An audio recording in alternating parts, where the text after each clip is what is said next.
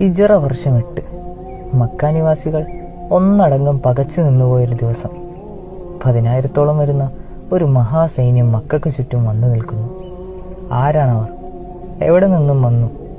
ആശ്ചര്യം നിറഞ്ഞ മക്ക മുശ്രിക്കുകളുടെ ചോദ്യം കേട്ട് ആരോ ഒരാൾ പറയാൻ തുടങ്ങിയത്രേ, പണ്ട് മുസ്ലിം ആയതിൻ്റെ പേരിൽ നാട് കടത്തപ്പെട്ടവരാണവർ.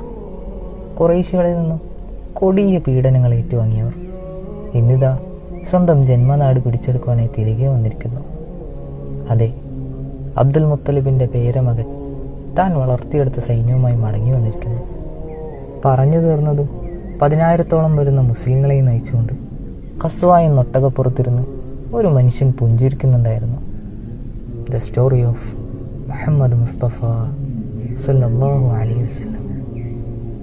ആത്മവിശ്വാസം ആയുധമാക്കി നിൽക്കുന്ന മുസ്ലിങ്ങൾക്ക് മുമ്പിൽ ഖുറൈശികൾക്ക് കീഴടങ്ങുക എന്നതല്ലാതെ വേറൊരു മാർഗവും ഉണ്ടായിരുന്നില്ല. അതുകൊണ്ട് തന്നെ യാതൊരുവിധ ഏറ്റുമുട്ടലുകളും കൂടാതെ ജന്മനാടായ മക്ക തൻ്റെ പ്രിയപുത്രന് മുമ്പിൽ കീഴടങ്ങി. അധികാരത്തിൻ്റെ ബഹുമതിയിൽ തിളങ്ങി നിൽക്കുന്ന പ്രവാചകൻ ശത്രുക്കളിലൂടെ വെറുതെ ഒന്ന് കണ്ണോടിച്ചു നോക്കി. ആരൊക്കെയാണ് ഈ നിൽക്കുന്നത്?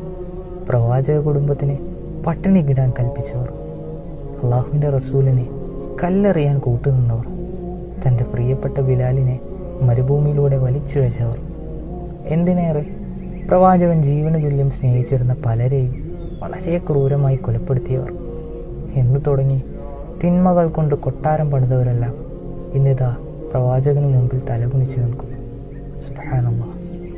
ഇത്രയും ചെയ്ത് ഞങ്ങൾക്ക് മരണമല്ലാതെ വേറൊരു ശിക്ഷയും മുഹമ്മദ് വിധിക്കില്ല എന്ന് മനസ്സിൽ ഉറപ്പിച്ചു നിൽക്കുന്ന ഖുറൈശികൾ പ്രവാചകനെക്കുറിച്ച് പഠിക്കാൻ പലതും ബാക്കിയുണ്ടായിരുന്നു. കാരണം പ്രതീക്ഷ നിലച്ചു നിൽക്കുന്ന ആ മനുഷ്യർക്ക് നേരെ പ്രവാചകൻ തൻ്റെ കാരുണ്യത്തിൻ്റെ ചിറക് വിരിച്ചുകൊണ്ട് പറഞ്ഞു, ഇന്ന് നിങ്ങൾക്ക് മേൽ ഒരു പ്രതികാരവുമില്ല, പോയിക്കോളൂ, നിങ്ങളെല്ലാം സ്വതന്ത്രരാണ്. എങ്ങനെയാണ് ഒരു മനുഷ്യൻ ഇത്രയും വിട്ടുവീഴ്ചകൾ ചെയ്യുവാൻ കഴിയുക? ഖുറൈശികൾ പരസ്പരം പറയാൻ തുടങ്ങി.